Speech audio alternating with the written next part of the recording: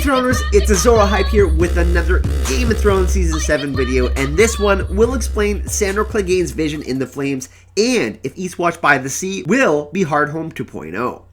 If you haven't subscribed to the channel, make sure you do so, as I will be continuing to drop hype videos every day for all of you Throners for Game of Thrones Season 7. Game of Thrones Season 7 Episode 1 Dragonstone broke records by setting the biggest fire the North has ever seen with 16.1 million viewers, and a big part of the episode's success was because of Rory McCann, who plays the Hound, Sandor Clegane. His two scenes in the episode were brilliant, reflecting on the nature of humanity and taking him to the past, which is all too familiar for Sandor. This time, however, we focus on something different other than the hatred for his brother, and we see him return to the same cabin belonging to the farmer and daughter the Hound robbed in Season 4's Breaker of Chains when he and Arya were seeking refuge in the aftermath of the Red Wedding. The Winds of Winter forced the Brotherhood without banners and Sandor to rest there, and we see he is extremely reluctant to enter because of what he did to them. And also, what he said came true. They'll both be dead come winter, and we know prophecy is a huge part of the Song of Ice and Fire and a Game of Thrones. Which brings me to what I believe was the most impactful moment of the episode, right with foreshadowing, setting up not only Sandor Clegane's endgame, but showing us how the White Walkers and the Night King will cause Hardhome 2.0 at Eastwatch by the Sea. And we have to remember, the Hound doesn't believe in the gods, and he doesn't believe in magic, but he did predict the future. The farmer and his daughter were dead come winter.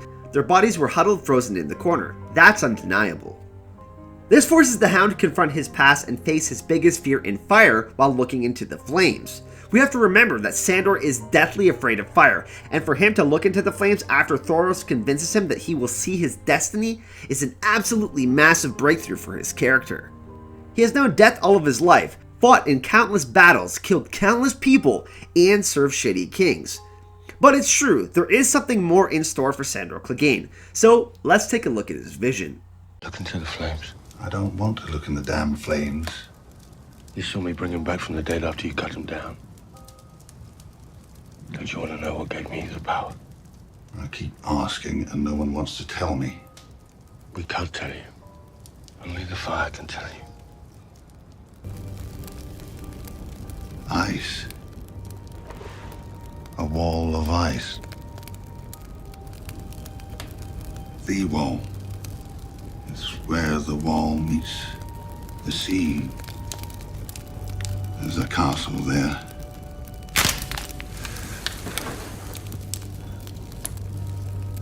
There's a mountain. Looks like an arrowhead. The dead are marching past. Ice. A wall of ice. The wall. It's where the wall meets the sea. There's a castle there. There's a mountain there. There's a mountain that looks like an arrowhead. The dead are marching past. Thousands of them. The immediate conclusion that I came to after hearing this vision and watching it is that this is Eastwatch by the Sea, which was discussed earlier on in the episode by Jon, which will be manned by Tormund and the Wildlings, who are now going to be aiding the Night's Watch. Now, I believe since Hardhome was the last location we saw the Night King and his army, other than the Three-Eyed Raven's cave, suggests that this is foreshadowing for Hardhome 2.0. We saw from the trailers that Sandor will not only be fighting in the north, but also Beric Dondarrion and the Brotherhood without banners as well. Now, we have to assume that if Jon and co are going on a mission north of the wall, and if this mission is to collect a white to provide proof of the army of the dead, then they would most certainly bring Dragonglass with them. Wherever the Whites are, the Night King and the White Walkers are as well. The biggest part of the vision that threw me off was the reference to a mountain like an arrowhead, and if we look at this map and we assume it's not a physical peak that is shaped like an arrowhead, it could be reference to the Dragonglass mountain beneath Dragonstone that Sam discovered in one of the books at the Citadel. Sam specifically says in this episode, "A mountain of it, beneath the ground. Stannis told me, but I didn't think." And if we look at this picture, it very much resembles an arrowhead. So here's my prediction for what will happen in the final episode of Game of Thrones Season 7. I believe that the Night King and his undead army will launch an attack on the wall on two fronts. They will attack the north side of the wall and scale it to distract the Night's Watch, and the Night King will take part of his forces around the wall by Eastwatch at the sea. It is said that the waves there are frozen by Eastwatch, and a lot of people have predicted that the wall will come down, and I believe part of the wall will, but how about them going around the wall? Imagine seeing the Night King on a wave of ice surrounded by the cold going around the wall. The big 700-foot wall that was going to protect the realms of men is doing absolutely nothing. That would be absolutely insane. And if this happens and the Wildlings and the Night's Watch are going to fight them at Eastwatch by the Sea, it will be a repeat of Hardhome and they will get absolutely slaughtered in a massacre and the Night's King army will only grow larger. The vision we saw earlier in the episode makes this vision an even bigger deal because we know that the White Giants are with the Night King. So this does tease a very bloody ending for Game of Thrones Season 7. Now, we know someone who has read the flames and who has been wrong or failed to interpret them correctly in Melisandre. And it could be that part of what I'm interpreting is completely wrong, which leads me to the thought of the mountain shaped like an arrowhead again. Now, hear me out. Is it possible that the mountain shaped like an arrowhead could be Gregor Clegane and this could be foreshadowing as well to the Cleganebowl? It's definitely possible as there are rumors that the Hound will be at the Dragon Pit along with his undead brother. And we have to think that Dragonglass, which is very similar to Obsidian, which is black, could mirror the new change in his brother's armor.